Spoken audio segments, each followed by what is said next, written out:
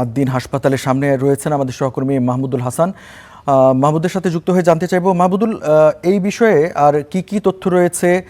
সেখানকার যারা কর্তৃপক্ষ আছে তাদের সাথে কথা বলার সুযোগ হয়েছে কিনা, বা যারা সেখানকার স্টাফ রয়েছেন তাদের সাথেও কোনো কথাবার্তা হয়েছে কিনা একটু জানাবেন।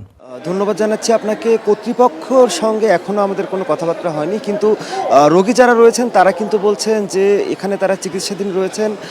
সেই অবস্থায় রোগীদেরকে আগেই না সরিয়ে এইভাবে লাইসেন্সটি বাতিল করা দেওয়া, এটি কিন্তু তারা কোনোভাবে মেনে নিতে পারছেন না। তাদের কথা হচ্ছে যে যেহেতু একটি চিকিৎসা প্রক্রিয়ার মধ্যে রয়েছেন তারা, সেই ক্ষেত্রে যদি তাদেরকে স্থানান্তরের বিষয়টি আগে নিশ্চিত করা যেত এবং পরে যদি লাইসেন্সটি বাতিল করা হতো, সেই ক্ষেত্রে তারা বলছেন যে সেটি তাদের জন্য ইতিবাচক হতো। আমরা কর্তৃপক্ষের সঙ্গে যোগাযোগের চেষ্টা করছি বারবার, এখন পর্যন্ত কিন্তু দায়িত্বশীল কাউকে আমরা আদ্দিন হাসপাতালের কাউকে পাইনি। আমরা প্রধান ফটকেই অবস্থান করছি।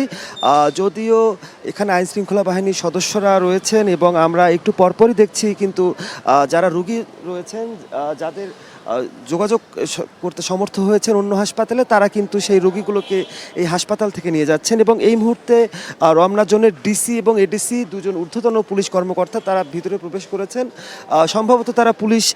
সম্ভবত তারা হাসপাতাল কর্তৃপক্ষের সঙ্গে কথা বলছেন এবং যে সরকারি যে সিদ্ধান্তটি হয়েছে সেই সিদ্ধান্তের পরিপূর্ণ বাস্তবায়ন হয়তো বা তারা করবেন।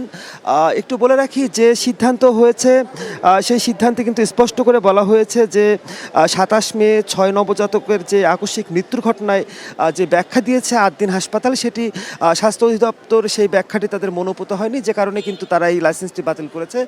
আমরা আইনজীবী শিশির মনিরের সঙ্গে কথা বলেছিলাম, যিনি এই মামলার প্রক্রিয়াটির সঙ্গে রয়েছেন।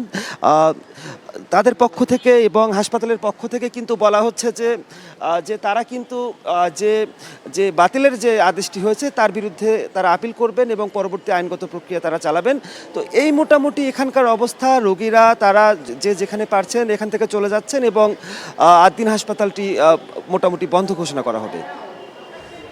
মাহমুদ, আপনাকে ধন্যবাদ।